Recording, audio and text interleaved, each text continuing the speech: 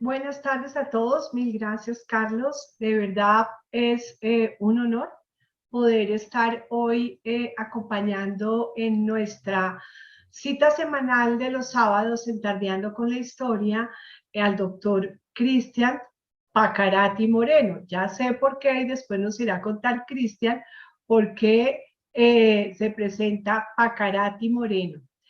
Cristian es chileno, su mamá Rapa Nui, su papá continental, su tatarabuelo fue un reconocido experto Rapa Nui, Juan Tepano. También nos va a contar Cristian quién fue. Y su bisabuelo o sus bisabuelos fueron maestros y cultores muy reconocidos en la isla de Pascua, Santiago Pacarati y Amelia Tepano. Cristian estudió geografía y estudió historia. Y tras volver a la isla, lo estudió en Chile, y tras volver a la isla se ha dedicado activamente a la investigación, convirtiéndose en el primero y hasta ahora único historiador de Rapa Nui. Cristian vive en la isla de Pascua con su familia. Cristian fundó y es investigador del Rapa Nui Pioneers Society. Es experto local y comisionado del Consejo Asesor de Monumentos Nacionales Rapa Nui. Es director de la Escuela de Guías Explora Rapa Nui. Y es también investigador asociado al programa Indigen de la LMU de Múnich. Ha sido entrevistado y ha desarrollado diferentes documentales para múltiples cadenas, para Chile, para la BBC, para la CBS, para la NHK de Japón y para France 5 de Francia. También para Televisa. La mayoría de su labor consiste en la difusión académica y profesional y publicitaria de Rapa Nui. Cristian ha escrito a lo largo de su carrera muchos ensayos y muchas publicaciones. Solamente destaco unas pocas: Tradición oral y El pasado remoto de Rapa Nui, Soldados Rapa Nui en la Guerra del Pacífico, un estudio preliminar, La importancia de la arqueología histórica en Rapa Nui, el caso de la explotación ovejera y la domesticación del poder colonial, la relación Estado de Chile-Rapa Nui, colonialismo a la chilena, en tensiones entre Estado y ciudadanía, repensando espacios, significaciones y tiempos. Cristian ha presentado en varios congresos y simposios en Rapa Nui, en Estados Unidos, en Alemania y orgullosamente hoy desde nuestro programa Tardeando con la Historia, donde vamos a tener la oportunidad no solamente de conocer esta fabulosa y enigmática isla llena de historia, y vamos a ver su cultura en los diferentes momentos que se tienen desde que se ha empezado a hablar de la isla de Pascua, más o menos hacia el siglo XIII o incluso antes. Se va a remontar Cristian mucho antes, hasta nuestros días. Bueno, sin más, con todo el orgullo, Cristian, por favor, te invitamos a que nos cuentes sobre la isla de Pascua. Muchas gracias, Beatriz. Yorana Korua es el saludo nuestro. Digo Yorana porque no sé de dónde nos ve todo el mundo. Yo sé que es buenas tardes acá en Rapa Nui, pero Yorana es el saludo en general que se usa en la mañana, se usa en la tarde, se usa a cualquier hora prácticamente, y Orana. Así que bueno, vamos a hacer una presentación para dar una visión general de la historia de Rapa Nui, conocida en Occidente como Isla de Pascua, pese a que Rapa Nui es el nombre que se usa hoy en día dentro de la isla, y es un nombre que ha ido cobrando fuerza también afuera. Cada vez más se escucha gente afuera también llamándolo Rapa Nui. Los estudiosos académicos que se dedican a Isla de Pascua también le llaman cada vez más Rapa Nui. Así que, bueno, es de esperar que en el futuro quede ese nombre ahí. Como portada, obviamente, pusimos una imagen que muestra algo del esplendor megalítico que tuvo esta isla. Es una plataforma ceremonial, o Ahu, A-H-U, Ahu, plataforma ceremonial con 15 estatuas megalíticas. La más grande de ese grupo mide 9 metros de altura y pesa 87 toneladas, así que es uno de los sitios más magníficos de la isla, pero hay que considerar que es un sitio que ha sido restaurado. Es decir, en algún momento estos 15 moai que se ven ahí, estatuas megalíticas moai, estuvieron caídos y, bueno, fueron puestos de pie nuevamente en la década de 1990 para recuperar lo que había sido ese sitio, el Ahu Tongariki, extremo sureste de la isla. Así que bueno, propuesta cronológica para la historia de Rapa Nui. Vamos a tratar de dividir lo más coherente y lo menos arbitrariamente posible la historia de Rapa Nui en 3 etapas bastante definidas. Al ser una pequeña isla muy expuesta y muy vulnerable a los embates del exterior, yo creo que hay muchos hitos que permiten dividir la historia de la isla o subdividir la historia de la isla a partir de estas 3 grandes flujos o estas 3 grandes etapas. Así que bueno, vamos a intentarlo y esperamos que quede, que sea de su agrado. Así que bueno, vamos a comenzar con el Océano Pacífico. Ese es el gran escenario, por supuesto, el Océano Pacífico, y en este caso el Pacífico Sur principalmente. Cuando los europeos estuvieron visitando ya durante 200 años estas regiones del océano, hacia el siglo XVIII dividieron las islas que fueron conociendo con el paso del tiempo en 3 grandes regiones. No vamos a contar Indonesia porque eso ya se considera más parte del Océano Índico, pero las 3 grandes regiones eran la Melanesia, la Micronesia y la Polinesia. Estas son palabras derivadas del griego, por supuesto, y Polinesia, Nesos es isla en griego, y Polinesia entonces significa muchas islas, es decir, archipiélagos de muchísimas islas. Melanesia son las islas oscuras, y bueno, pusieron ese nombre principalmente por la impresión que tuvo los europeos, básicamente el color de piel de la gente de esas regiones. Y en Micronesia son islas pequeñas, tienden a ser atolones bastante pequeños que, bueno, es generalmente donde muchas de ellas terminaron siendo colonizadas u ocupadas por los Estados Unidos muy posteriormente. Estos términos fueron utilizados antropológicamente durante mucho tiempo. Melanesia como además un grupo humano, en particular Micronesia, los micronesios como otro grupo humano en particular, y los polinesios o polinésicos como otro grupo humano. Sin embargo, la validez de esto antropológicamente, tanto para Micronesia como para Melanesia, ya se ha descartado completamente. Se cree que la diversidad lingüística, idiomática, cultural de la gente en la Melanesia es tan grande que hay enormes diferencias y no se les puede agrupar bajo un grupo humano. Simplemente lo mismo en Micronesia. Sin embargo, Polinesia es la más homogénea de estas y todavía se usa con cierta propiedad los pueblos polinésicos.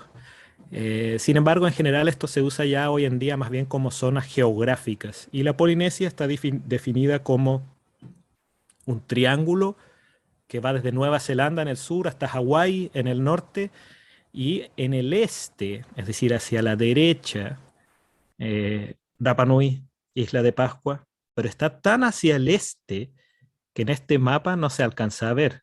Y esto es intencional. Está muy, muy lejos hacia el este y no hay nada cerca. Entonces, bueno, muchos mapas dejan a la isla fuera, pero sugieren con estos trazos que las aristas del triángulo que en algún momento, en algún lugar más allá, se encuentra nuestra isla Rapa Nui.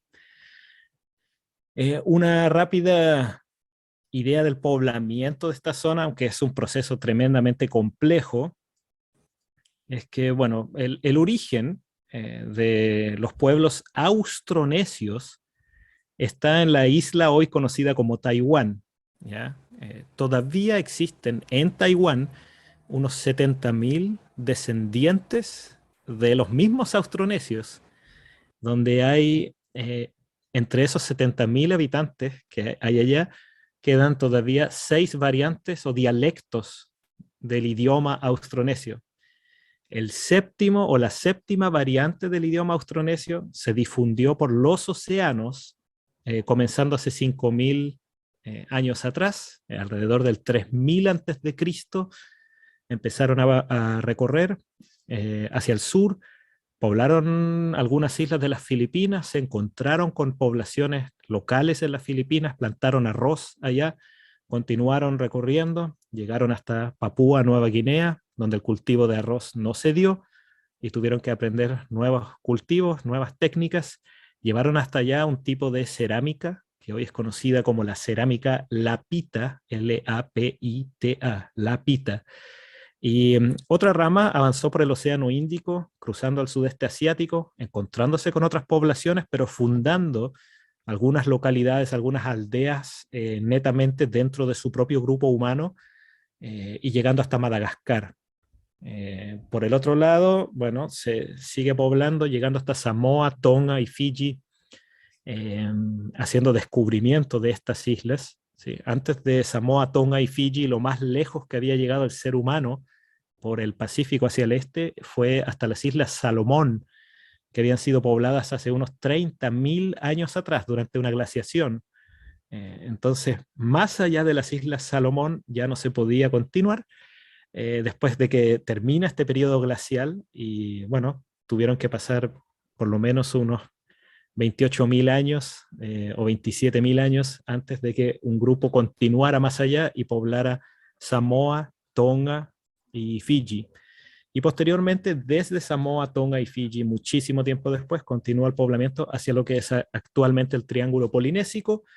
Hawái y Rapa Nui se poblaron ambos más o menos en la misma época, alrededor del año 1000 después de Cristo, en 1000 de esta era, de la era común, y las similitudes lingüísticas son muy claras entre todos estos grupos. El hawaiano solamente tiene pequeñas variaciones en las consonantes, algunas diferencias en la gramática, pero en general si se habla muy pausado, muy lento, es posible comprender para alguien que habla fluido el Rapa Nui lo que dice gente de las Islas Marquesas, lo que dice gente de Hawái y lo que dice gente del pueblo maorí en Nueva Zelanda, que fue el último lugar en ser poblado por estos navegantes del Pacífico hacia el 1200.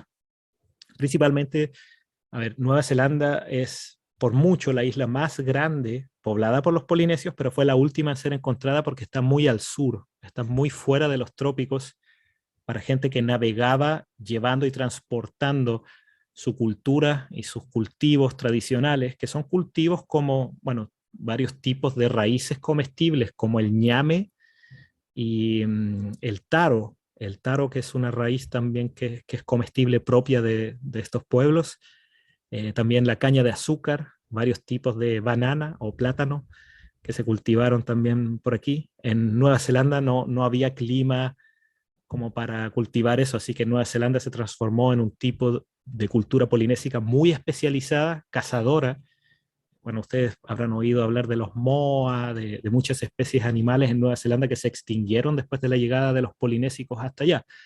Pero bueno, es un pueblo maorí y son nuestros primos, y acá Rapa Nui también está fuera de los trópicos. Nosotros estamos en latitud 27 grados 9 minutos sur, así que estamos en un área subtropical donde tampoco se dieron todos los cultivos y hubo que adaptar los cultivos a la realidad de esta isla, que tiene un invierno bastante marcado y un verano bastante más seco. Así que bueno, eso es una noción general del poblamiento de esta región de los orígenes un poco de Rapa Nui, del pueblo Rapa Nui. ¿Cómo fue posible poblar toda esta región? Bueno, fue principalmente con navegación. La navegación fue un arte y fue una tarea designada a especialistas, a grandes expertos dedicados exclusivamente a esto. Este era su trabajo. Y estos expertos transmitían esto familiarmente, lo transmitían a sus descendientes, a algunas personas, y se aprendía a través de la práctica principalmente. Navegar es un conocimiento frágil porque no hay teoría, no se transmite por escrito, entonces queda solamente a través de la práctica permanente. Cualquier cese de esta actividad por no sé, algunas décadas y todo este conocimiento se va, desaparece porque no hay un conocimiento práctico permanente que se esté llevando a cabo y ni transmitiendo a la generación siguiente. Y bueno, se usaba técnicas como la navegación estelar, se observaba muy bien las estrellas, la posición de las estrellas, su cambio durante el año. Hay ciertas estrellas que se mueven muy poco durante el año y esas son las estrellas claves para detectar la posición en la que se encuentran, la latitud. Los polinésicos eran muy buenos para saber su latitud, no tanto la longitud, porque para eso se necesitan cronómetros y se necesitan otro tipo de tecnología, pero al menos la latitud la podían determinar bastante bien. Así que este es el tipo de embarcación, son embarcaciones planas, sin espacios, sin compartimentos huecos en su interior, por ende no se hunden, se pueden voltear, se pueden destruir contra rocas, pero no se pueden hundir.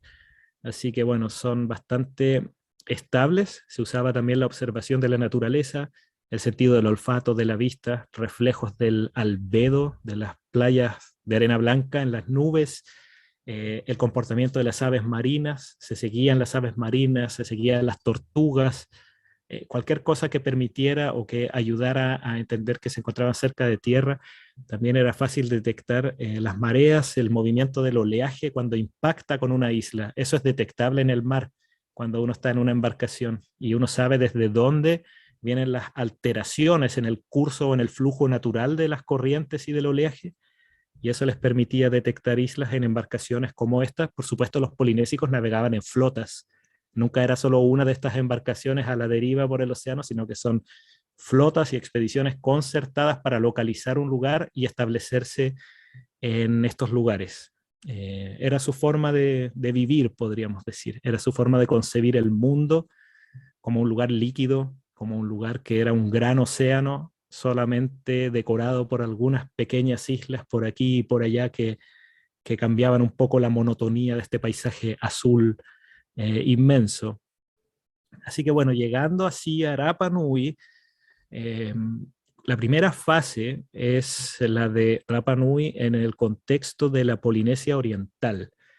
La Polinesia nunca fue un gran imperio, nunca fue una talasocracia con un emperador marítimo sentado en alguna isla en el centro del Pacífico, sino que era más bien un lugar que tenía ciertas rutas comerciales y rutas de navegación que se utilizaban desde las distintas islas.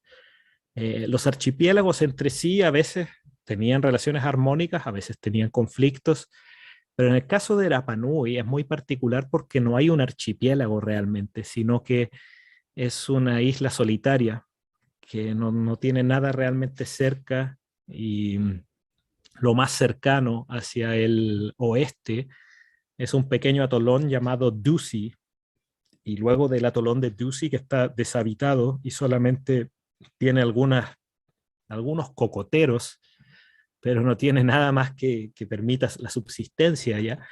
Luego de eso viene una isla que se llama Henderson y que sí es en teoría habitable, hay evidencia de que fue habitada en algún momento, pero ya estamos hablando de 1900 kilómetros de distancia aproximadamente, 1800, 1900 kilómetros de distancia. Eso es lo más cerca habitable de Rapa Nui. Así que, bueno, bastante lejos, y por ende el contacto del mundo exterior con Rapa Nui, aún durante esta era de apogeo de la navegación polinésica, tiene que haber sido bastante escaso, nunca algo permanente.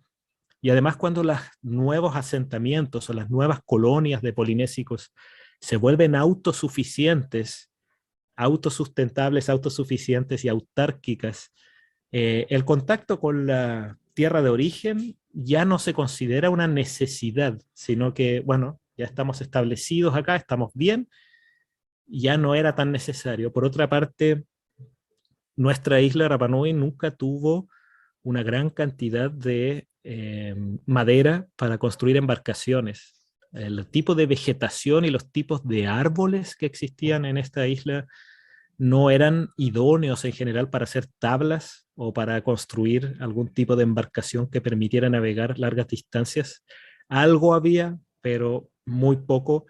Entonces ahí hay otro condicionante que lleva a un destino inevitable poco después. Por supuesto que durante la primera fase comienza a surgir la estatuaria. La estatuaria en sus inicios, los Moai, ¿sí? No son nada muy diferentes de las estatuas que hay en el resto de las islas del Pacífico. En la Polinesia Oriental, en las Islas Marquesas, en algunas de las islas de la Sociedad y en las islas australes, eh, bueno, cada una tiene su nombre, pero islas australes, islas marquesas principalmente, tienen estatuas, algunas de hasta 2, 3 o 4 toneladas de peso, y que representan ancestros, son ancestros deificados, o sea, son figuras que representan a eh, una persona de cuyo linaje descienden quienes hacen la estatua para honrar a esta persona. Y acá en Rapa Nui se empezó con lo mismo, se empezó a hacer estatuas de distintos tipos de piedra, muy experimentales en sus inicios, pero lentamente esto va convergiendo hacia tallar figuras de piedra en un volcán que se llama Ranoraraku y que está ahí en este dibujo, se puede ver ahí atrás, que es la cantera para esculpir las grandes figuras de piedra. Ahí se esculpieron unas 900 de estas estatuas que se han encontrado. 900, puede que bajo tierra haya más, no se sabe realmente cuántas, pero... Y estas varían en tamaño desde 1 metro hasta... hay una que está incompleta, que tiene 22 metros, pero que nunca se sacó realmente de la roca madre, pero está claramente definida en la roca madre, esculpida formando parte todavía de la cantera. Así que bueno, es algo fascinante que comienza en esta época como parte de la cultura polinésica, pero todavía sin diferenciarse demasiado de lo que hay en otras partes del Pacífico. Acá se puede ver una de las hipótesis sobre el transporte usando cuerdas, que fue algo que fue, por supuesto, hay unos experimentos que se pueden ver en internet, pero realmente sobre el transporte de los Moai no hay un consenso científico, entonces, bueno, lamento decepcionar en ese sentido. La Polinesia Oriental y el fin de la navegación de largas distancias es un proceso que comienza por ahí, por el año 1300, alrededor del 1300. Hay algunos climatólogos como Patrick Nunn que creen que en el año 1300 después de Cristo, exactamente, hay un gran evento volcánico que no se sabe bien, puede haber sido en Vanuatu, que tiene muchos volcanes activos, pero que en alguna zona del Pacífico hubo un gran evento volcánico que llevó a crisis demográficas en muchas islas y que llevó al abandono también de ciertas islas del Océano Pacífico. Y que este gran incidente volcánico también generó lo que se llama el primer pulso de la pequeña era del hielo, que es un periodo más frío y más seco, que comienza por ahí por el siglo XIV. La segunda fase es la más conocida, la que se da en el siglo XV y XVI, porque tuvo efectos y repercusiones en Europa, en África, en el continente asiático, en todas partes del mundo, pero que esta primera fase fue especialmente dura en el Pacífico. Entonces, al cambiar las condiciones climáticas del planeta, eh, todo este conocimiento sobre la navegación se vuelve no tan práctico ni tan útil como antes. Es posible que haya habido un giro en algunas corrientes oceánicas, los cambios en los vientos en algunas zonas, tormentas más frecuentes. Entonces, este tipo de cosas pueden haber alterado las técnicas de navegación o las ideas, las nociones, perdón, de la navegación ancestral, y llevaron a que se considerara muy arriesgado hacer navegación de largas distancias. La navegación de cortas distancias se mantuvo, de hecho todavía existía en el siglo XVIII y principios del siglo XIX en Tahití, donde había gente que recorría todos esos grupos de islas que se ven a la izquierda del mapa y que conocía y sabía exactamente cómo llegar y cuántas horas o días les tomaba llegar a cada una de estas islas. Sin embargo, llegar hasta el grupo Pitcairn y llegar hasta Rapa Nui se volvió extremadamente difícil, improbable, y finalmente se dejó de hacer.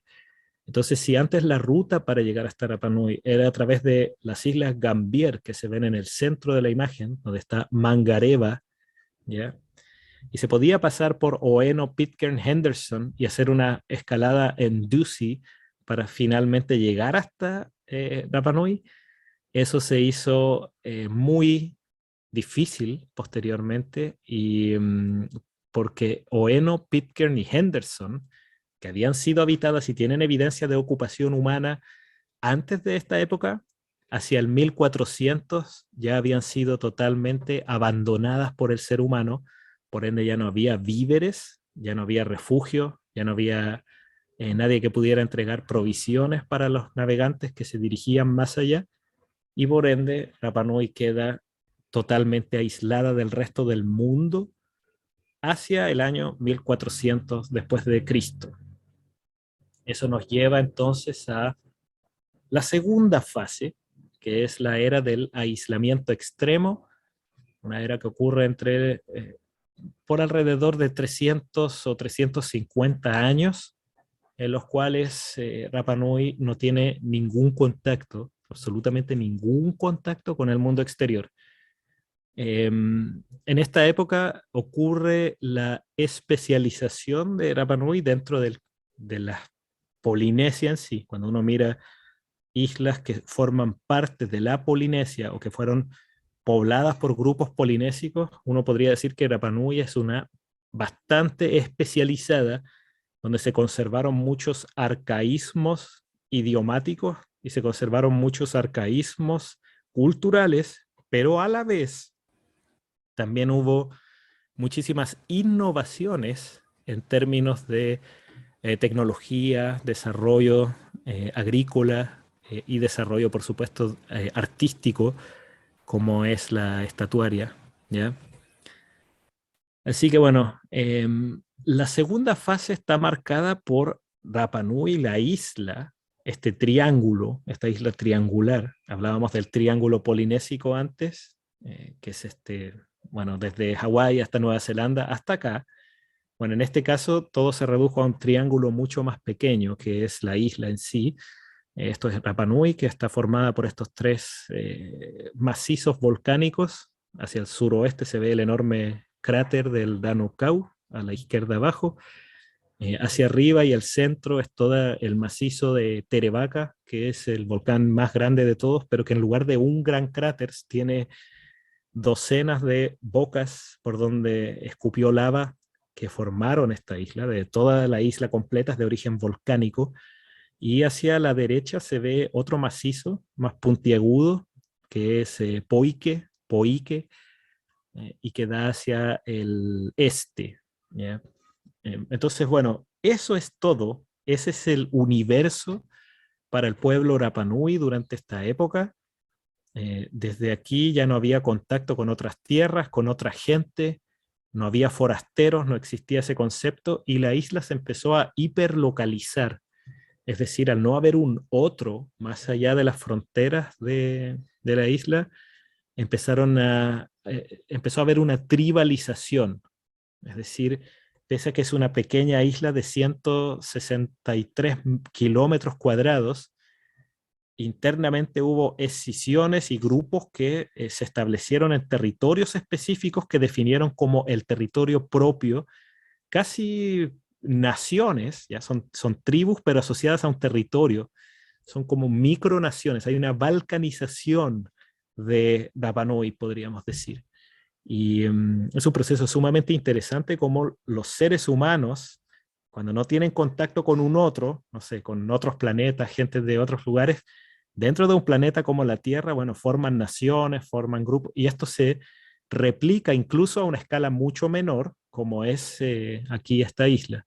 Así que se forman grupos tribales que si bien colaboran, si bien comercian entre sí, si bien comparten el mismo idioma, comparten la misma espiritualidad y creencias religiosas, eh, tienen también rivalidades, compiten y esas rivalidades a veces se manifiestan de forma, eh, digamos, amistosa, de forma deportiva casi, en la construcción de estatuas, por ejemplo, y a veces se manifiesta en guerras. Y acá existió la guerra intertribal que está muy presente en los relatos y en las leyendas y en la tradición oral de la isla.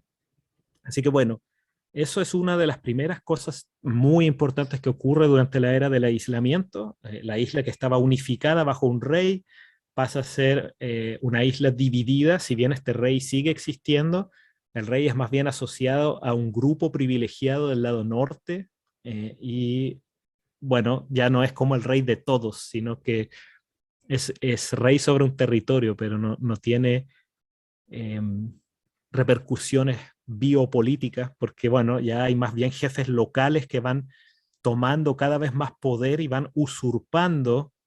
Por supuesto es un proceso bastante largo, pero con el paso de los siglos los jefes locales van usurpando cada vez más cuotas de poder que alguna vez solo el rey de la isla, decimos rey como traducción, en realidad muchos me retarían acá, me regañarían en la isla porque dirían que el Ariquimau no se puede traducir a rey, pero bueno, ese es un poco lo más cercano que uno puede decir, un jefe hereditario, ¿sí?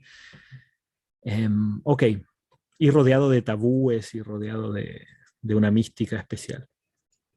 Entonces, bueno, la segunda fase, esta era del aislamiento extremo, tiene un proceso de intensificación agrícola. Rapa Nui, como decíamos, es una isla subtropical, no óptima para el tipo bastante agresivo de agricultura que existía en la Polinesia, que es la rosa, es decir, tala y quema de extensiones de terreno para luego cultivar. En zonas tropicales bajas y calurosas y muy húmedas y lluviosas, eh, eso no genera efectos tan terribles porque la naturaleza se regenera muy rápido.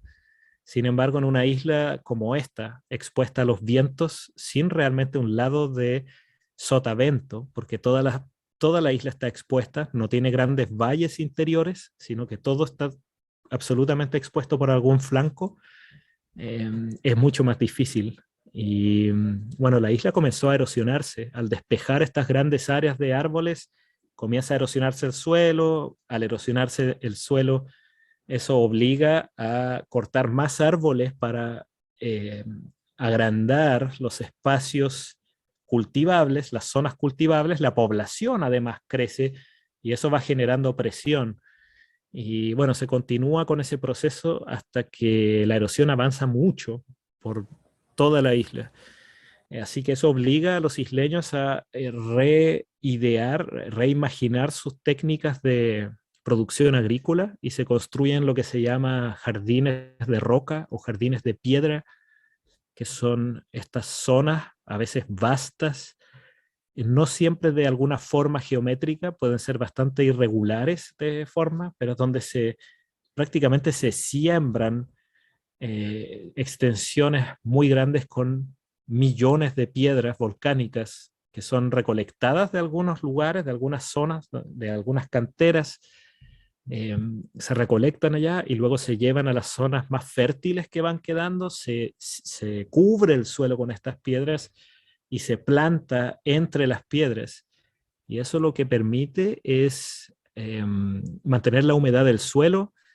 Cuando cae la lluvia sobre las rocas, el agua que se va percolando entre ellas transporta fósforo, hierro, otros tipos de minerales que enriquecen el suelo. Y bueno, eso permite ir resolviendo el problema que se había generado por la deforestación de la isla, que bueno, después sería finalizada mucho tiempo después con la introducción del ganado, especialmente las ovejas, pero bueno, eso es bastante después, sí. Así que bueno, esa es una de las cosas que llevó al fin de la construcción de los grandes moai, de las grandes estatuas de piedra, porque la energía de las comunidades tuvo que ser desviada hacia labores de subsistencia, en este caso alimentación, plantar para sobrevivir, para tener suficiente comida. Eh, y bueno, eso de acarrear millones de piedras a estos lugares es lo que ocupaba la fuerza de los isleños y eso fue restándole cada vez más energía disponible para transportar estas grandes estatuas. Así que hay un declive que se va dando durante este periodo, principalmente desde el 1600 en adelante. Pero ya se presume que hacia el 1700, 1750 ya no se esculpían grandes moai en absoluto en la cantera de Rano Uraraku que veíamos anteriormente. Y la otra parte importante de este periodo es el culto a las aves migratorias, que es una redefinición de la manifestación más importante de la espiritualidad local, que se llamaba el culto a los ancestros. Esto es la construcción de los moai. ¿Qué representaban los moai? Eh, los moai eran manifestaciones de, o permitían la manifestación de los espíritus de los ancestros. Es decir, se tomaban estas, cuando moría una persona importante que había que honrar, se envolvían sus restos en esteras y se dejaban sobre un altar ceremonial cerca de la costa y luego se construía una estatua en su honor. Se creía que el espíritu de esta persona se había ido al mar, se fue hacia el océano, hacia el Po, como le decían acá, y se liberaba de esta isla prisión. Entonces estaba allá en el mar y luego esta estatua se esculpía, podía tomar meses ese proceso, luego transportarla, llevarla hasta el territorio tribal y erigirla sobre la plataforma ceremonial, pero luego una vez que estaba erigida se consagraba, se le ponían ojos hechos de coral blanco y alguna piedra más oscura, y en ese momento se creía que este espíritu volvía desde el océano, se manifestaba a través de la estatua frente a sus descendientes, y luego, terminada la ceremonia, los ojos se extraen y este espíritu regresa al mar. Pero cada vez que es necesario, se lo podía invocar nuevamente para que se volviera a manifestar a través de esta estatua. Ese es el rol de los Moai y esa era la espiritualidad que regía en Rapa Nui durante ese tiempo. Los Moai tienen este vínculo con el territorio también, es decir, cubren y protegen un territorio extenso. Todas estas figuras después de cada ritual quedan sobrecargadas de una energía o algo que acá se llama mana. Mana le dicen, que es el mana, y que en otras partes pueden decirle maná, pero que es una especie de poder, ya es un poder latente que está ahí presente y que protege a toda la población. Y bueno, esa es la idea de los Moai, pero hacia el 1600 podríamos decir que ya estaba bien establecido el culto a las aves migratorias, que es una redefinición del culto a los ancestros. Los ancestros ya no se manifiestan a través de estas estatuas megalíticas, sino que se manifiestan más bien a través de las aves migratorias que llegan a la isla en distintas épocas del año. Los ancestros se van hacia el mar si están en el océano. El mar que rodea la isla es una zona de transición, pero más allá del mar, más allá del horizonte, en algún lugar tiene que haber tierra, porque estos pájaros que llegan hasta acá tienen que venir de alguna parte. Cuando se van, se marchan, desaparecen durante meses, pero tienen que venir de algún lugar cuando vuelven, tienen que haber encontrado alguna otra isla. Y lo que los isleños creían, sin saber la naturaleza de estas tierras lejanas, es que tenía que ser alguna clase de mundo espiritual, eh, y que estas aves que llegaban hasta acá eran una manifestación de estos espíritus. Así que las aves como manifestación de los espíritus de los ancestros pasan a ser clave, y eso, bueno, está principalmente documentado para una gran competencia que se hacía en los acantilados de Orongo, en esta zona donde está esta fotografía, una gran competencia para encontrar el primer huevo de un ave que se llama manutara, un tipo de gaviotín que ponía su primer huevo para el equinoccio de primavera. Y el que encontraba el primer huevo del año obtenía una serie de prerrogativas políticas y de poder también espiritual en Rapa Nui. Pero bueno, da para largo también. Así que bueno, y eso nos lleva a la tercera fase, porque acá ocurre lo que el académico libanés Nassim Taleb llamaría un Black Swan, un cisne negro, un evento totalmente impredecible, pero que con posterioridad intentaría ser incorporado al imaginario de la isla, que es la llegada de los primeros barcos europeos. Eh, un 5 de abril, de hecho este año se cumplen ahora en una semana o algo así, se cumplen 300 años del primer contacto con Occidente, un 5 de abril de 1722, que es cuando tres naves holandesas que buscaban un supuesto continente en el Pacífico Sur, llamado Terra Australis, que se tenía la noción de que tenía que haber un continente en el Pacífico Sur. Lo estaban buscando, pero en lugar de encontrarlo, encontraron esta isla. Y el 5 de abril ese año había sido domingo de Pascua de Resurrección, y por ende lo bautizaron como Isla de Pascua. Es un nombre holandés, Paas Eiland. Y bueno, así quedó y llegó a Europa finalmente ese nombre. Fue puesto en los mapas holandeses y bueno, los holandeses tuvieron acá, solamente tocaron tierra durante 4 horas, pese a que estuvieron circunnavegando la isla durante algunos días. También se detuvieron, intercambiaron un poco con la gente local, pero luego se fueron. Nunca hubo un interés de establecerse aquí. Y después de esta visita holandesa, lo más increíble es que pasarían 48 años antes de una siguiente visita de barcos extranjeros, que es la expedición española enviada por el virrey del Perú, Amat, virrey Amat, eh, la expedición de don Felipe González y Aedo, que visita en noviembre de 1770. Luego en 1774 llega la expedición inglesa del capitán Cook, y luego en 1786 la expedición francesa del almirante Lapérouse.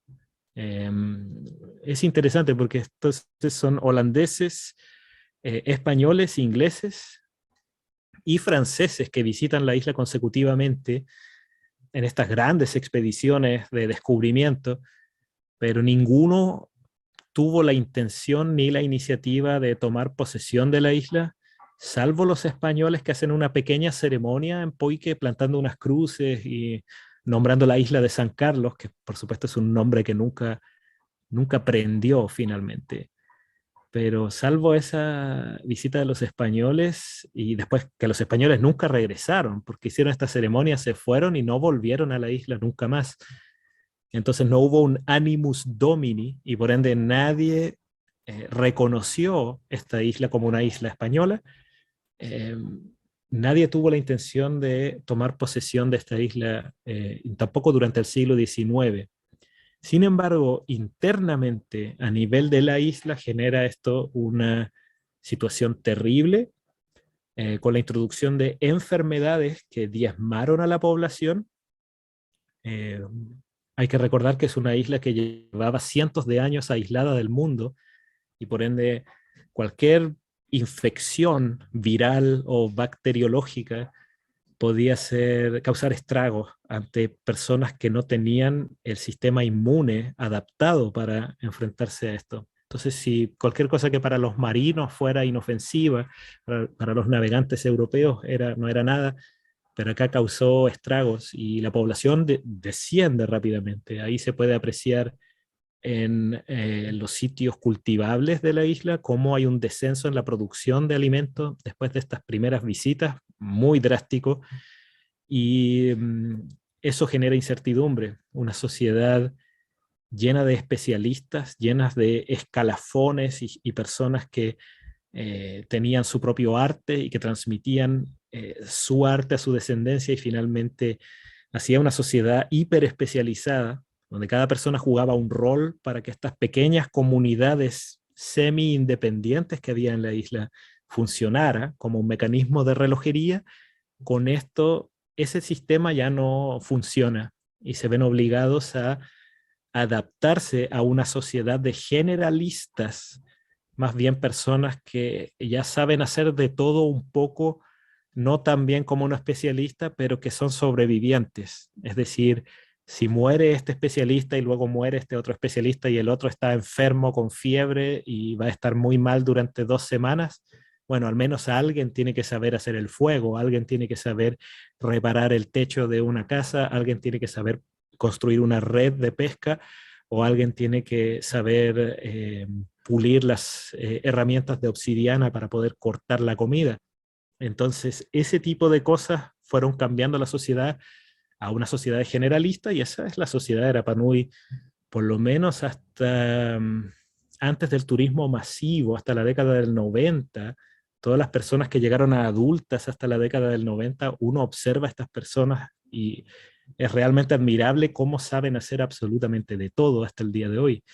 Esa gente construyó sus propias casas, reparaba sus propios automóviles, hablaba 3 o 4 idiomas con bastante fluidez, tocan todos los instrumentos musicales que a ustedes se les puedan ocurrir, eh, son excelentes nadadores, bailan, cantan, saben hacer absolutamente de todo, porque es gente que creció todavía con esa noción de la supervivencia. Entre 1862 y 1886, la población fue casi exterminada, hubo racias esclavistas, hubo introducción de la viruela y migración forzada hacia la Polinesia francesa, hacia Tahiti. Entonces acá en Rapa Nui en un momento quedaron solamente dicen 111 personas. Ese censo no se sabe, pero el censo de 1886, que es nuestra base hoy en día para definir muchas cosas, por eso decimos refundación del pueblo Rapa Nui, contó solamente 155 habitantes Rapa Nui vivos acá en esta isla. Y ahí están, como decía Beatriz al inicio, ahí está mi tatarabuelo Juan Tepano, por ejemplo, y están los padres de mi tatarabuelo Juan Tepano, y hay otros tatarabuelos míos allá, y ahí están todos los ancestros de los Rapa Nui que viven hoy. Por supuesto, desde 155 para llegar a los 4000 y algo Rapa Nui que somos hoy en día, tuvo que haber mucha mezcla, tuvo que haber mucha mezcla con extranjeros y por supuesto todos hoy en día tenemos algo de sangre de otros lugares. Hay todavía gente que me pregunta si es que existen Rapa Nui puros. Eh, no sé, yo diría que no, pero son preguntas un poco extrañas en esta época. Sin embargo, claro, hay gente que tiene 4 abuelos, 8 bisabuelos Rapa Nui, de eso no hay duda alguna. Así que todavía existimos a pesar de todo esto y como ven, la historia de Rapa Nui ha sido bastante turbulenta. Y claro, el escenario ya no es el triángulo polinésico, el escenario ya no es el triángulo que es Rapa Nui, sino que el escenario hoy en día es el mundo entero. Este mapa es interesante, siempre lo comparto porque es un mapa que muestra que está centrado en el Pacífico y que no se usa mucho. Yo siempre digo, por lo menos en Chile, ya que Chile tiene solamente la costa hacia el Pacífico, que este es el mapa que se debería usar, porque muestra realmente el contexto bueno, en Rapa Nui ni hablar, Rapa Nui como parte del Pacífico, por supuesto que sí, este es el mapa que debería usarse. Pero bueno, como las sociedades occidentales son muy eurocéntricas, entonces se pone a Europa en el centro del mapa y por eso se muestra el Atlántico en plenitud. Sin embargo, este mapa es bastante revelador y bueno, también es interesante esa línea de cambio de fecha que se ve ahí bastante torcida con distintas longitudes para este periodo de cambio de fecha. Así que bueno, simplemente como resumen, ponemos ahí las tres fases de la historia de Rapa Nui que pudimos ver. La primera fase, Rapa Nui en el contexto de la Polinesia Oriental, que son esos aproximadamente 300 años. Estas son fechas tentativas, no pretenden ser exactas, pero son aproximadas. Lamentablemente no hay una cronología precisa, muy clara con las dataciones de carbono 14, pero es aproximado.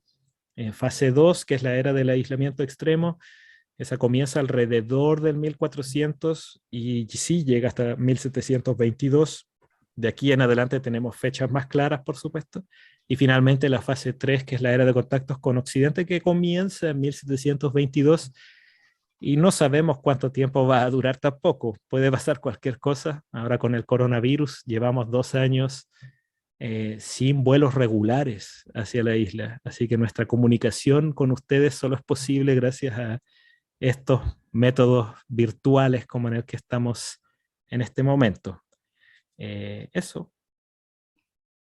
Pues Cristian, nos has llevado por un recorrido maravilloso. Hemos tenido la oportunidad de conocer la historia tal vez muy poco divulgada de lo que es esa parte del Pacífico Sur, y que recientemente se le ha ido haciendo eco, pero muy enfocada hacia la parte oriental y no tanto hacia la parte occidental, teniendo Rapa Nui, porque hoy aprendimos que es Rapa Nui, que el nombre de Isla de Pascua proviene de los holandeses por el día que llegaron allá a la isla, pero Rapa Nui es ese punto como de pues cercano a Occidente, es un punto en el que seguramente debieron confluir muchos intercambios y lo llevas pues contándonos que en la última fase,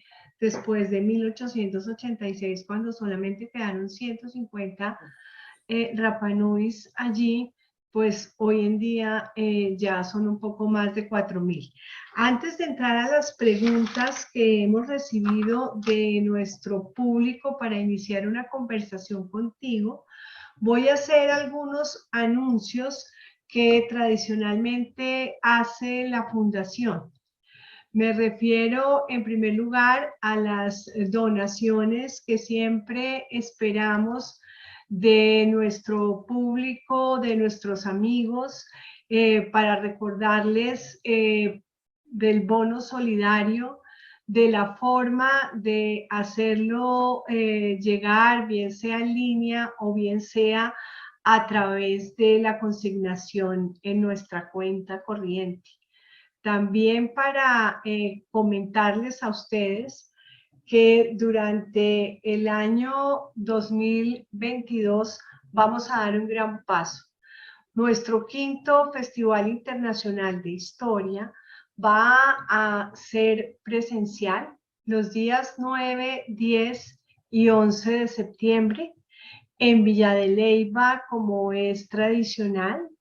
Y en esta ocasión vamos a desarrollar todo el Festival Internacional de Historia bajo la historia de los libros y los libros en la historia a través de los diferentes ejes temáticos. Vamos a mirar cómo, por ejemplo, hubo libros antes de los libros, cómo influyó la imprenta, cómo fueron los manuscritos, cómo reflejaban la historia, cómo no solamente en libros y en escritura de historia encontramos lo que tradicionalmente conocemos, sino, por ejemplo, la música, que es otra forma de escritura. Vamos a conocer grandes personajes que han escrito sobre historia, entonces, cómo ha sido su perspectiva histórica al momento de escribir. Vamos a tener la oportunidad de conocer la historia de libros representativos sobre el universo, sobre la medicina, sobre el agua y los océanos, sobre la biodiversidad. Vamos también a poder transportarnos a esos lugares donde están los libros y donde está la historia, que son las bibliotecas, no solamente en su arquitectura, sino en los incunables, en la forma como a través de ellas llegamos a la historia. Así es de que vayan alistando sus agendas para que entre el 9, el 10 y el 11 de septiembre de este año tengamos nuestro encuentro presencial en Villa de Leyva.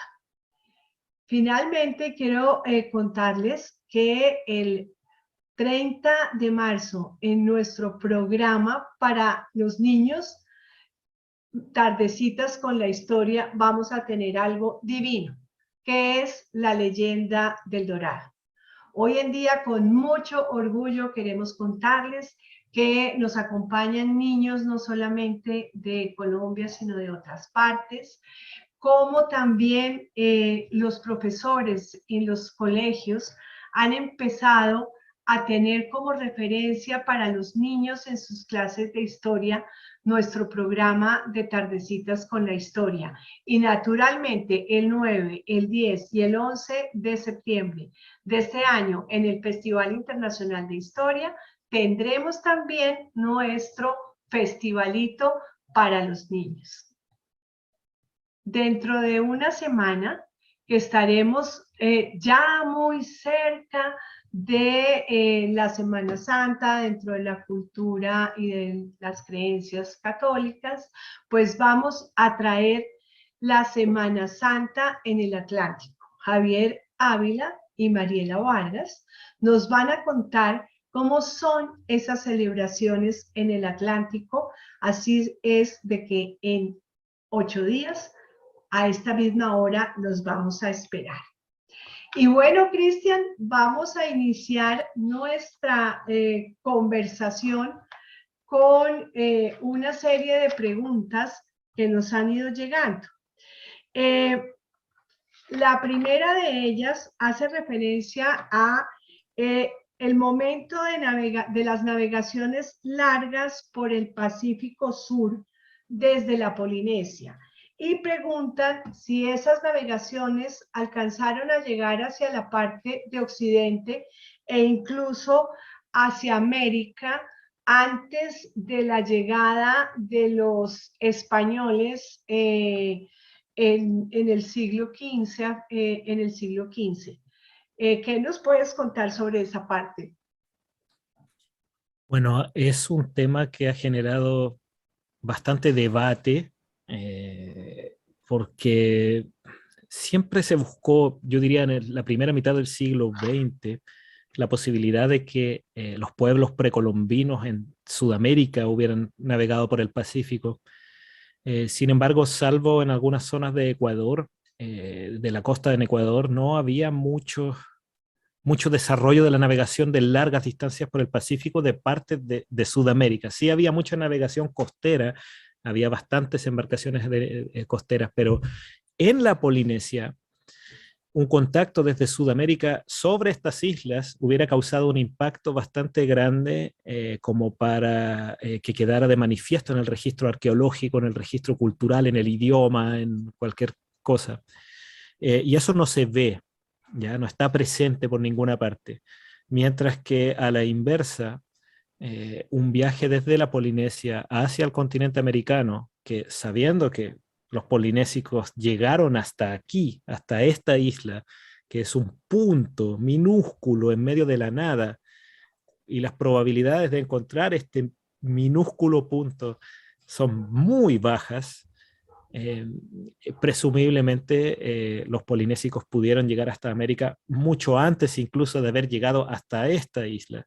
Navegando hacia el este, para llegar hasta acá tienen que haber salido docenas de expediciones desde la Polinesia central, desde la Polinesia centro-sur, desde la Polinesia norte-oriental, en dirección hacia el este y hacia el sureste y hacia el noreste, buscando otras tierras, de las cuales muchas se regresaron a medio camino, alguna otra habrá llegado hasta América Latina, posterior, futura América Latina, continente hacia la costa de América, y algunas otras, bueno, no llegaron a ninguna parte, y finalmente alguna llegó hasta acá. Lo más probable es que Rapa Nui haya sido descubierta en este constante ir y venir entre las islas de la Polinesia y la costa americana. En el sur de Chile se han encontrado algunos vestigios de gallinas polinésicas precolombinas que anteceden en 200 o 300 años la llegada de los primeros españoles a esa zona, en el sur de Chile, cerca de Valdivia. Entonces ahí ya hay pruebas, hay bastante evidencia circunstancial en algunas palabras del idioma del pueblo mapuche en el sur de Chile y otras cosas que son un poco más de evidencia blanda. Por supuesto que esto requiere de mucho más trabajo con genético y mucho más trabajo científico para seguir encontrando nuevas aristas de estos encuentros, pero ciertamente la llegada de los polinésicos a áreas que ya estaban establecidas muy firmemente por poblaciones mucho más grandes que llevaban miles de años ya viviendo en ese sector, el impacto de estas pequeñas flotillas polinésicas en la costa americana debe haber sido menor, ¿no? No a un nivel de generar grandes cambios culturales o grandes impulsos culturales.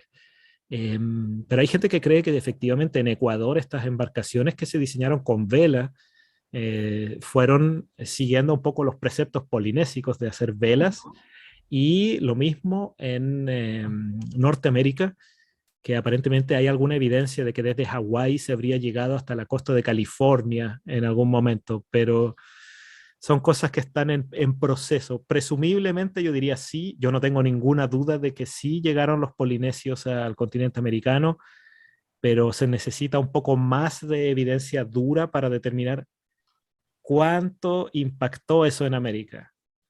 Eso creo yo. Bueno, por aquí nos preguntan también, nos preguntan, a pesar de los intentos fallidos de traducción de las tablillas Coahu, Rongo Rongo, a través de informantes Metoro y Ure Bae Ilco, y del posible indicio que nos entregaron cuando comenzaban su lectura partiendo del ángulo inferior izquierdo, leían hacia la derecha y al finalizar la línea giraban la tablilla 180 grados, siguiendo la ordenación típica del antiguo estilo de escritura denominado Bustrofedón. bustrofedón. ¿Tú crees que sí es posible llegar a descifrar esta escritura? Muy buena pregunta. Alguien sabe bastante de la isla, alguien que preguntó. El Cojauro Morongo es un medio. Son tablas de madera inscritas con escritura jeroglífica, que es la única escritura en el Pacífico que se ha demostrado que existe en las islas del Pacífico, y es posiblemente la tercera invención espontánea de la escritura en la historia de la humanidad. Todas las otras culturas que desarrollaron una escritura fue a imitación de otras culturas que ya la tenían previamente. Entonces, bueno, sí, existe eso, existió acá. No se sabe, a ver, se han hecho muchos estudios del rongorongo. Cojauro es el medio, las tablas inscritas. Rongorongo es la escritura, o así se le llama a la escritura en sí. Y lamentablemente queda muy poco del rongorongo. Cuando llega la cristianización de la isla, los misioneros católicos aparentemente al instalar o al intentar instalar la religión católica a nivel local, consideraban la escritura de tipo pagano algo que no era muy deseable y comenzaron a usar estas tablas como lumbre o como leña para hacer fuego. Entonces no quedaron muchas de estas tablillas, pero otro sacerdote, el obispo de Tahiti, muy interesado en preservar esto, se dio cuenta de que existían y dio la orden de conservar todas las que quedaran, pero a esas alturas ya quedaban muy pocas. Entonces en el mundo, porque acá en la isla no queda ninguna, todas en algún momento fueron llevadas por coleccionistas a museos en distintas partes del mundo, aquí ya no queda ni una, pero en el mundo había 26 kohauro ngorongo, tablillas rongorongo, con la escritura local, o textos, 26 objetos con el texto en jeroglífico, y de los cuales uno fue destruido en la Primera Guerra Mundial, en el incendio de la Universidad de Lovaina, que es donde estaba, y esa fue destruida en este incendio, pero quedan las reproducciones, las fotografías, y sabemos qué dice el texto de esta tablilla, pese a que fue destruida la original. Y bueno, ha habido intentos de descifrarla desde el siglo XIX en adelante. Nadie ha presentado algo convincente para la academia, salvo lo que hizo Thomas Bartel, que encontró un calendario lunar en una de las tablillas, pero que era un poco más fácil de descifrar. Ya esa parte, esa sección de la tablilla es un calendario lunar. También se han descubierto paralelos, se han descubierto lo que llaman la gran tradición, que es una secuencia de 11 símbolos, creo que son 11 consecutivos que aparecen en más de la mitad de las tablillas, aparecen estos 11 símbolos consecutivos, lo que indica que hay un patrón lógico, y por qué aparecen en ese orden no se sabe, porque no se ha podido descifrar. Solo diría para ejemplificar lo difícil que es esto, los rusos, Knorosov y Butinov, que descifraron la escritura maya, intentaron descifrar el rongorongo después y dijeron que, que era imposible, porque solamente con 26 textos no se puede hacer, y 26 textos breves, no se pueden hacer suficientes correlaciones con el idioma como para tratar de entregar una traducción satisfactoria. Así que yo creo que por ahora no, pero en el futuro con redes neuronales muy poderosas de computadores y cosas, tal vez se pueda avanzar, no lo sé, puede ser, habría que ver, pero de momento yo creo que que no se puede descifrar. Bueno, pues muchas gracias. Aquí preguntan acerca de la deforestación de la isla. Durante el periodo que tú nos mostrabas en la propuesta de aislamiento externo. La pregunta es si la causa fue solamente fenómenos naturales o también la intervención humana, pues por esto de la agricultura, y a qué más se le puede atribuir. Bueno, a ver, se ha hablado de varias cosas. Se sabe que este periodo más frío y seco que comienza en el 1300 generó una disminución en la producción de alimentos. Los cultivos ya no reportaban las cantidades y los tamaños que había anteriormente. Entonces, bueno, eso obligó a la gente a expandir sus espacios cultivables y por ende sí hay intervención humana. Ante la presión climática, hay intervención humana para aumentar los espacios cultivables. Pero además de eso, se ha hablado mucho de la introducción de las ratas, ¿ya? Porque los pueblos polinésicos, además de traer consigo sus cultivos, trajeron un par de animales domésticos hasta acá. En otras partes de Polinesia se introdujo el cerdo y un tipo de perro, una raza de perro polinésico que se criaba para comer. Pero bueno, aquí no llegó ni el perro ni el cerdo, llegaron las gallinas, el pollo, ¿sí? Las gallinas, y llegaron las ratas. Las ratas siempre eran un seguro de vida, la rata polinésica era un seguro de vida porque la rata se multiplica muy rápido y si es que de pronto se necesita por alguna hambruna proteína, bueno, estaban estas ratas polinésicas que pululaban por todos lados. Pero estas ratas comían la semilla de un tipo de palma, que era la especie más abundante de árbol que existía aquí. Y se cree que tuvieron un cierto efecto sobre sobre el recrecimiento natural de esta palma. Entonces, comían el fruto, entonces el fruto ya no podía dar origen a una nueva palma y era uno de sus alimentos favoritos. Más o menos el 70% de las semillas de esta palma local tienen señales de haber sido comidas por ratas y quedaba solo la cáscara de este coquito. Entonces, bueno, ahí puede haber otro efecto, pero es principalmente actividad humana, la deforestación y la presión climática sumada a la actividad humana, con tal vez un pequeño efecto de las ratas en todo el proceso. Ya, y nos preguntan también en relación con ese momento, esa era de, o esa fase más bien, perdón, de aislamiento.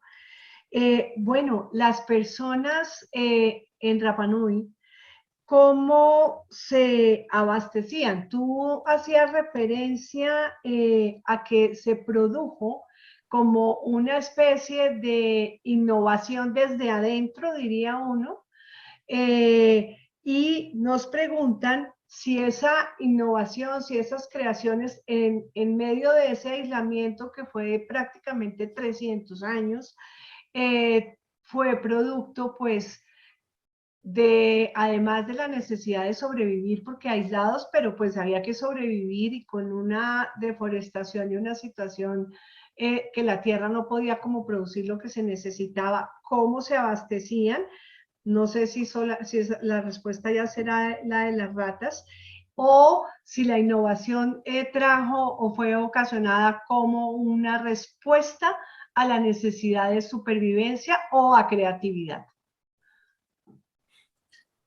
Sí, yo creo que es una respuesta a la necesidad de supervivencia.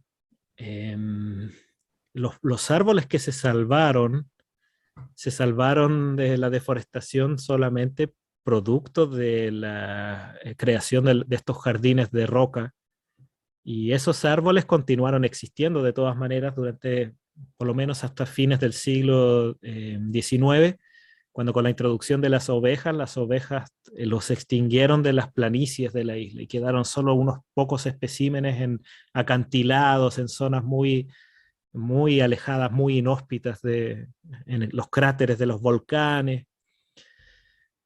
Sí, bueno, la gente se abastecía a partir de la producción agrícola en los jardines de roca, también había algo de pesca, pero hay que considerar que la deforestación también disminuye la pesca, porque para construir una embarcación capaz de salir a alta mar a capturar las grandes especies como el atún, que aparecen petroglifos de la isla por todas partes, la gente alguna vez pescó atún aquí y se pescaba en grandes cantidades, pero para eso se necesita una embarcación y salir a a los puntos de pesca específicos que se conocían muy bien, sin madera para construir botes, porque estos árboles que quedan son árboles de pequeño tamaño, con troncos algo torcidos, no se pueden hacer tablas para construir un bote.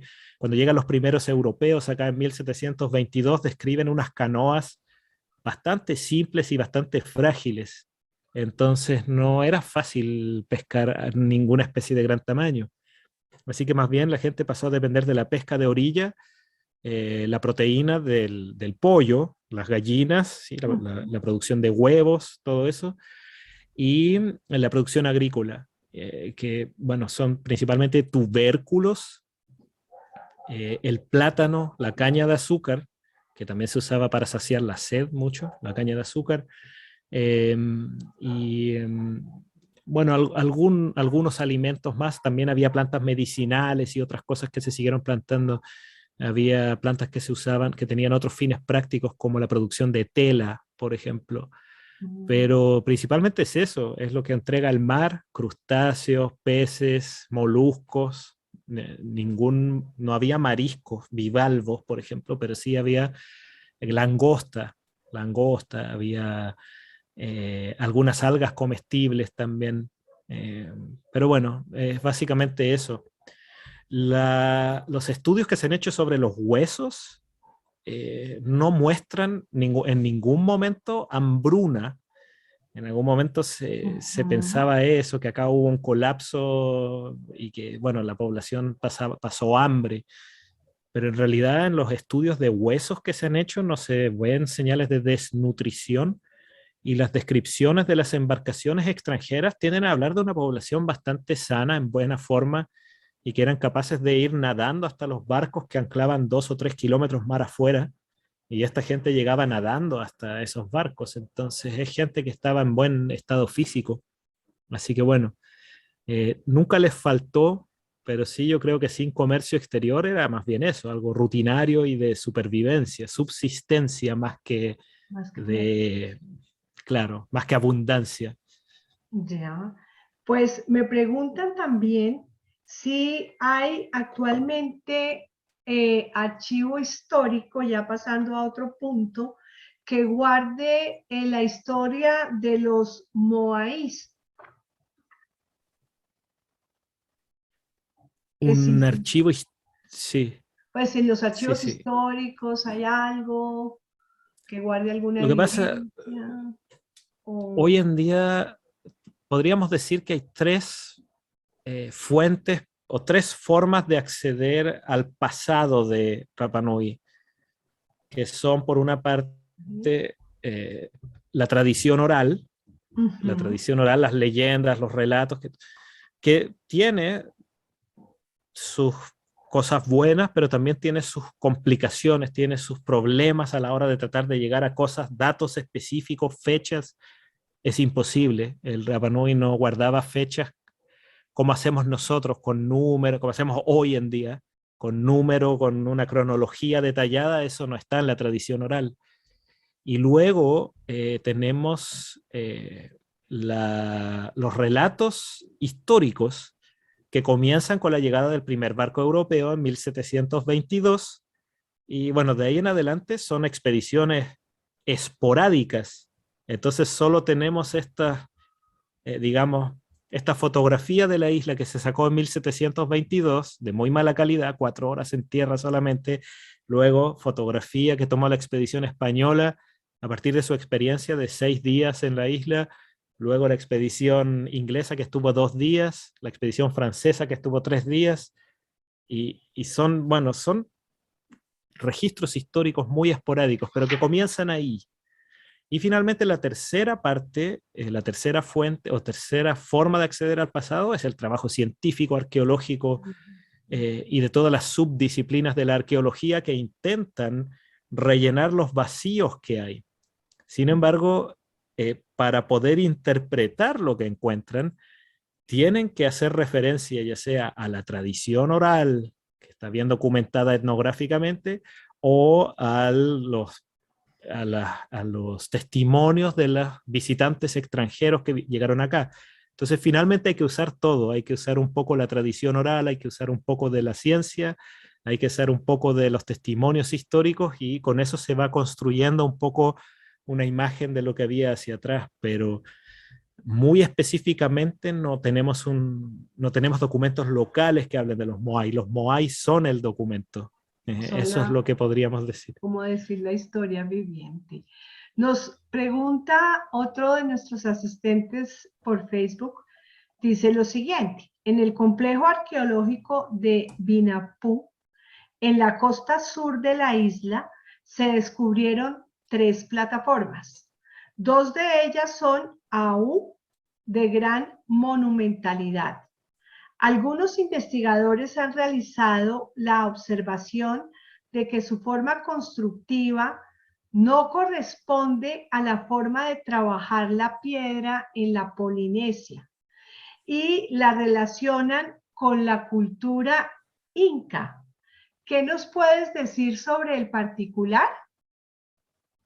Sí, yo trabajé bastante como guía de turismo también y visitábamos esos lugares y esa es una pregunta que se hacen muchos cuando llegan al lugar y lo ven, sobre todo gente que ha estado en Cusco y que se fija cómo canteaban las piedras y todo, bueno, el centro ceremonial de Lahu Tahiri o Tahira en Vinapú tiene en apariencia superficial una similitud bastante grande con algunos muros del Cusco. También en Bolivia, con algunos muros bueno, en Tiahuanaco, hay una cierta similitud superficial. Sin embargo, todas las expediciones arqueológicas que hicieron excavaciones en esos sitios, incluyendo al señor Thor Heyerdahl. Thor Heyerdahl era un investigador noruego que estaba obsesionado con estos viajes transpacíficos de los incas y de los pueblos pre-incas.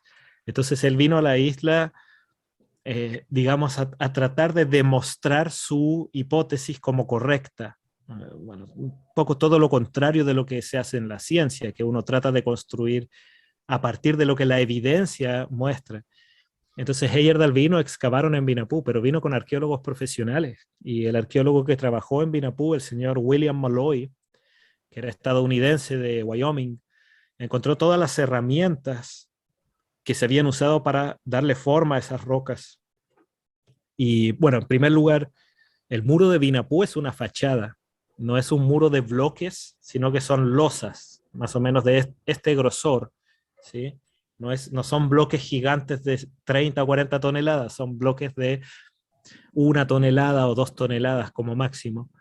Entonces eso es lo primero. Y segundo, todas las herramientas que se encontraron en Vinapú son iguales a las herramientas que se encuentran en Hibaoa, en las Islas Marquesas, o en Daibabae, en las Islas Australes.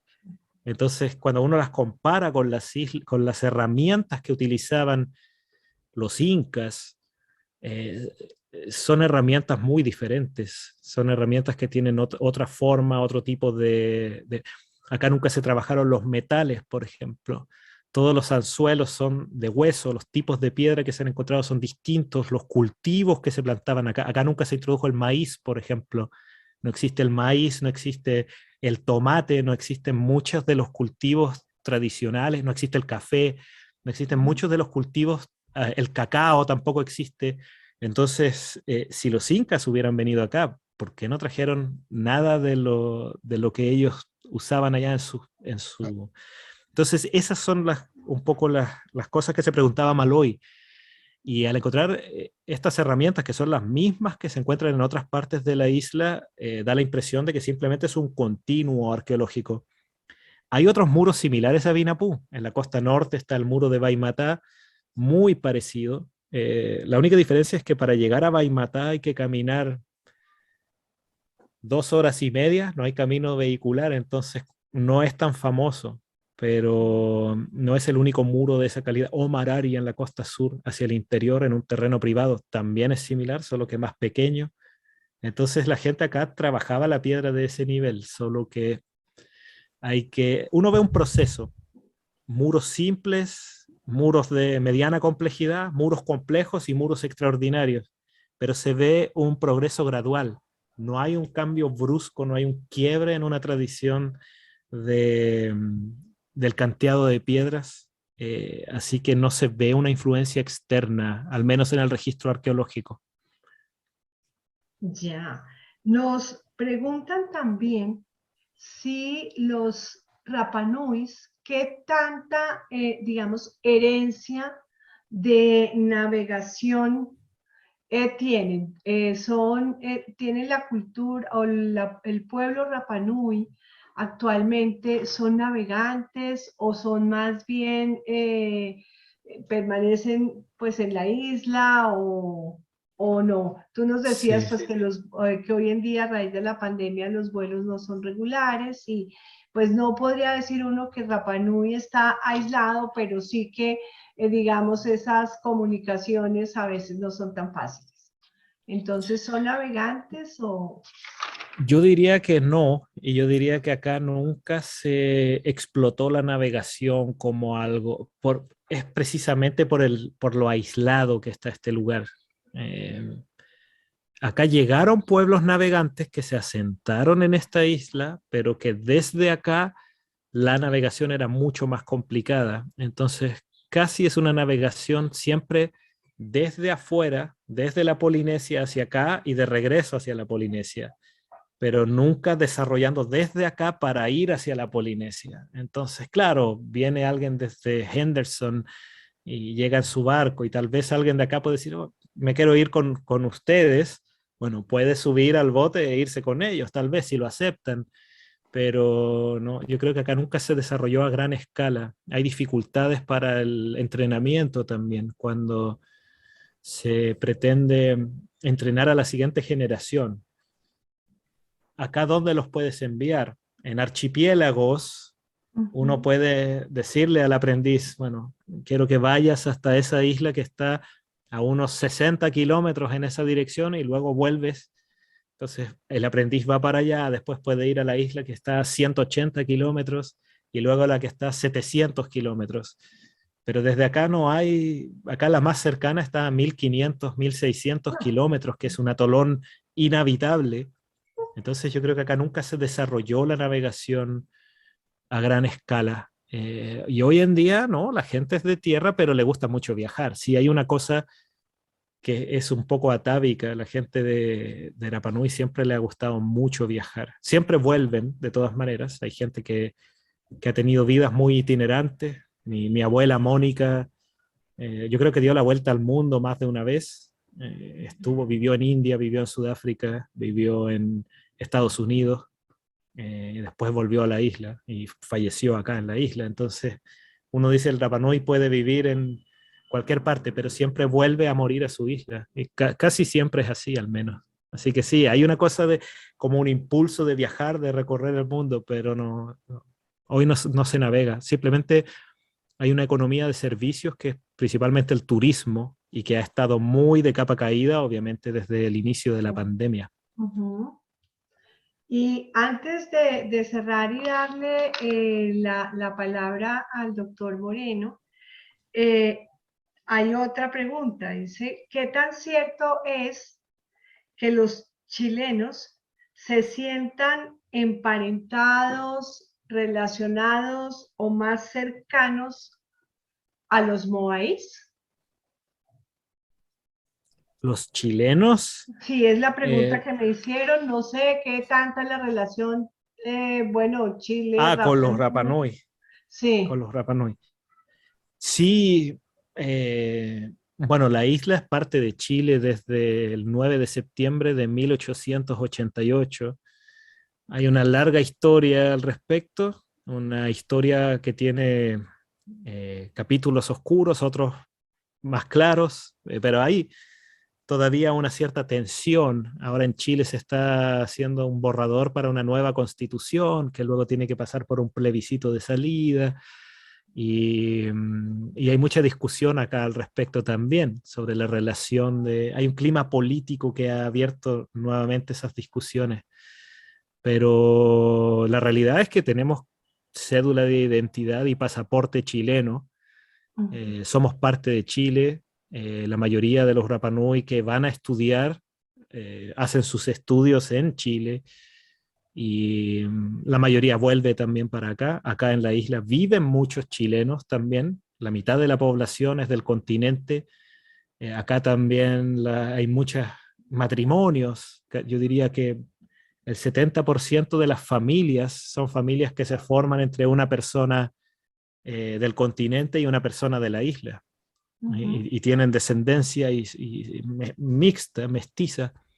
Entonces, sí, yo diría que con el tiempo se ha ido generando un lazo más fuerte con Chile, no así con el Estado chileno, entonces siempre está como ese asunto. A veces los Ujú. chilenos, la gente de allá del continente dice, ah, pero es que los Rapa Nui tienen un resentimiento contra los chilenos.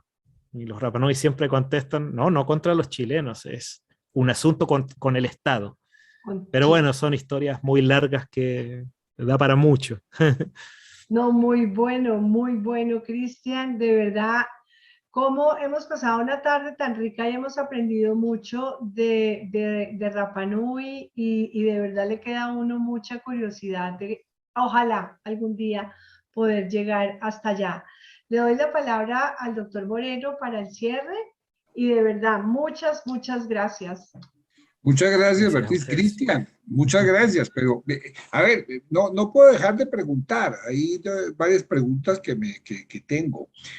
¿Cómo se proveían de energía y de agua y cómo se proveen actualmente? Supongo que actualmente pues, es mucho más fácil por la tecnología, pero en ese momento hablabas de mucha lluvia.